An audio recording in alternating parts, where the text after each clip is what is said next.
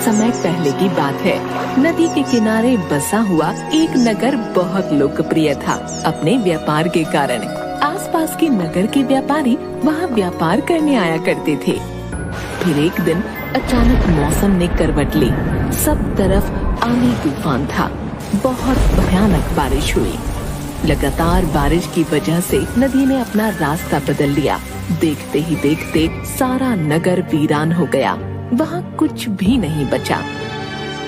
बचे तो बस चूहे। हर तरफ चूहे ही चूहे दिख रहे हैं। वहाँ कुछ ही समय में चूहों का साम्राज्य बन गया। उनका राजा बना मूषक राज चूहा। चूहे की बस एक समस्या थी, जल की।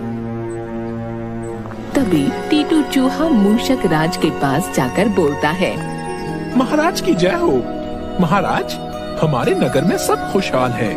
आप बस जल की समस्या का समाधान कर दे तो हमें जल पीने के लिए पहाड़ी के दूसरी तरफ न जाना पड़े। समस्या तो गंभीर है।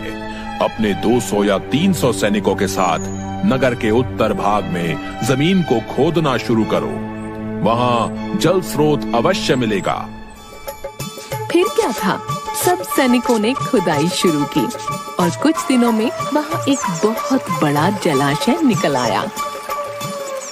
उसी नगर की कुछ दूरी पर चंपक वन था, जहाँ बहुत सारे हाथी रहते थे और उन हाथियों का राजा था गजराज, एक विशाल हाथी।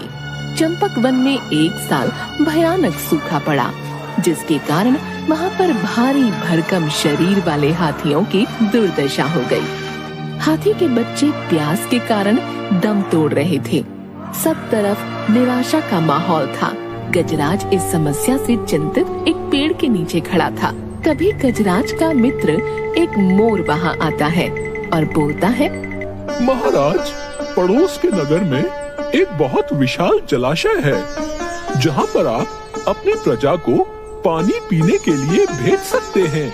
धन्यवाद मित्र, तुमने हमें बहुत बड़ी मुसीबत से बचा लिया। उसके तुरंत बाद गजराज ने सभी को उस नगर की तरफ जाने का आदेश दिया। सैकड़ों हाथी अपनी प्यास बुझाने डोलते हुए नगर की तरफ चल पड़े। जलाशय तक पहुंचने के लिए उन्हें नगर को पार करके जाना था, जिस वजह से हजारों चूहे हाथियों के पैरों के नीचे कुचले जा रहे थे, जिसकी वजह से वहाँ हाहाकार मचा हुआ था।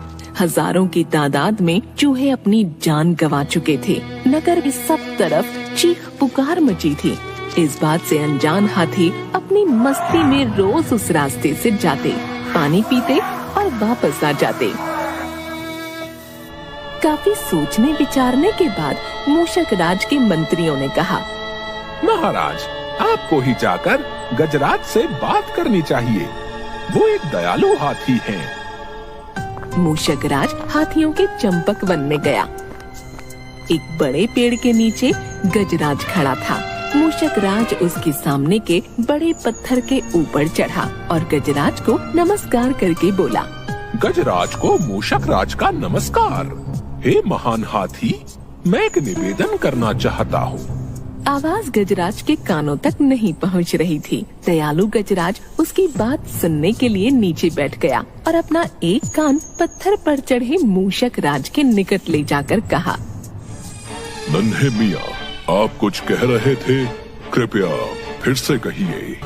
हे गजराज, मुझे चूहा कहते हैं। हम बड़ी संख्या में पड़ोसी नगर में रहते हैं। मैं उनका मूषक राज हूँ। आपके हाथी रोज जलाशय तक जाने के लिए नगर के बीच से गुजरते हैं।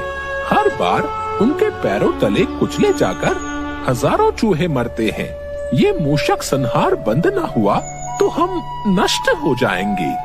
गजराज ने दुख भरे स्वर में कहा, मूषक राज, आपकी बात सुन मुझे बहुत शोक हुआ। हमें ज्ञान ही नहीं था कि हम इतना अनर्थ कर रहे हैं। हम नया रास्ता ढूंढ लेंगे। गजराज, आपने मुझ जैसे छोटे जीव की बात ध्यान से सुनी। आपका धन्यवाद। गजराज, कभी हमारी जरूरत पड़े तो याद जरूर कीजिएगा। गजराज ने सोचा कि यह नन्हा जीव हमारे किसी काम क्या आएगा। सो उसने केवल मुस्कुराकर मूषक राज को विदा किया। कुछ दिन बाद पड़ोसी देश के राजा ने सेना को मजबूत बनाने के लिए उसमें हाथी शामिल करने का निर्णय लिया। राजा के लोग हाथी पकड़ने आए। जंगल में आकर वे चुपचाप कई प्रकार के जाल बिछाकर चले गए। सैकड़ों हाथी पकड़ लिए गए। एक रात हाथियों के पकड़े जाने से चिंतित गजराज जंगल में घूम रहे थे कि उनका पैर सूखी पत्तियों के नीचे छल से दबाकर रखे गए रस्सी के फंदे में फंस जाता है। जैसे ही गजराज ने पैर आगे बढ़ाया, रस्सा कस गया। रस्से का दूसरा सिरा एक पेड़ के मोटे तने से मजबूती से बंधा था।